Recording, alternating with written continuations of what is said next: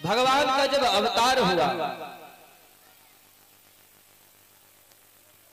तो अयोध्या में भारतवर्ष के जितने साधु हैं, सिद्ध कोटि के साधु, वो सब अपनी गुफा अपनी कंदरा सब छोड़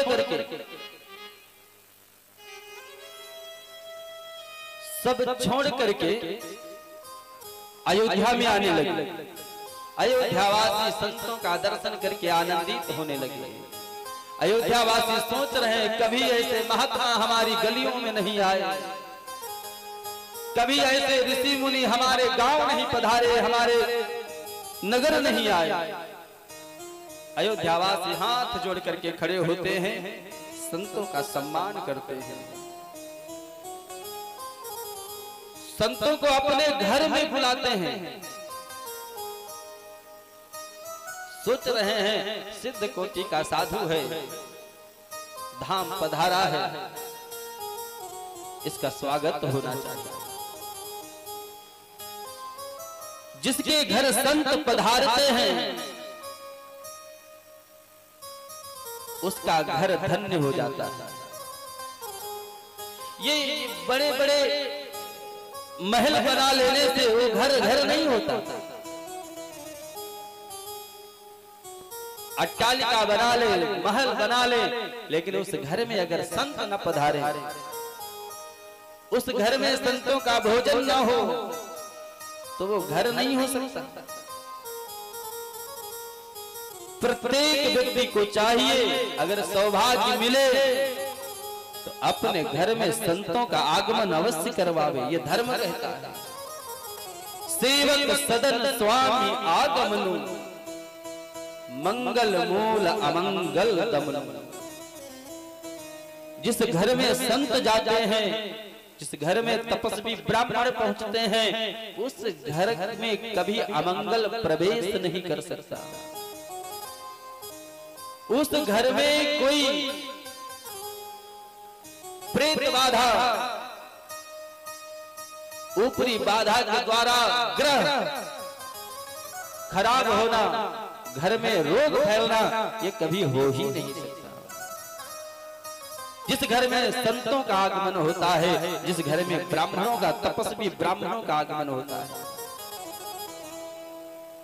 जहां पर जिस घर में, जिस घर से प्रशासन की दोस्ती होती है ना, जिस घर में पुलिस वालों का आवागमन लगा रहता है, उस घर में कभी चोरी नहीं होती। क्यों? क्योंकि चोर भी जानता है कि इस घर में अगर चोरी करोगे तो ये पुलिस वाले छोड़ने वाले नहीं, क्योंकि इसके घर में बराबर आते रहते हैं। उसी प्रकार जिस घर में गुरुओं का आगमन, जिस घर में संतों का आगमन, जिस घर में ब्राह्मणों का आगमन होता है, उस घर में कोई प्रेत बाधा कभी प्रवेश नहीं करती। और जिस घर में ब्राह्मण भोजन कर ले, जिस घर में संत भोजन कर ले, उस घर के जितने पितर होते हैं सब मुक्त हो जाते हैं, पितर संतुष्ट हो जाते हैं। लेकिन आज ये रहा कहां? आज इतनी राजनीति हो गई, इतनी राजनीति हो गई, सोचते हैं ये उनके गुरु हैं, मैं अपने घर कैसे बुला लूं? उन संत को उन्होंने बुलाया है, मैं अपने घर कैसे बुला लूं?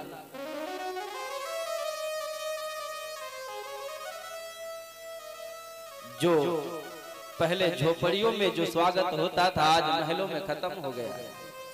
हमेशा झोपड़ियों में लिखा मिलता था स्वागतम। पहले के जो मकान होते थे, झोपड़ी होती थी, उसमें दरवाजे पे लिखा रहता था स्वागतम। लेकिन आज बड़े बड़े घर, बड़े बड़े नगर बने हैं, वहां स्वागतम नहीं लिखा, वहां लिखा रहता है सावधान, यहाँ कुत्ते रहते हैं। पहले स्वागतम लिखा होता था, अब आजकल अपने ही मकान पर लिखते सावधान, यहाँ कुत्ते रहते हैं।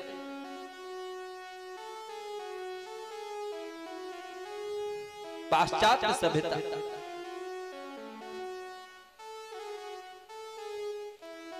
पहले लोग गाय पालते थे,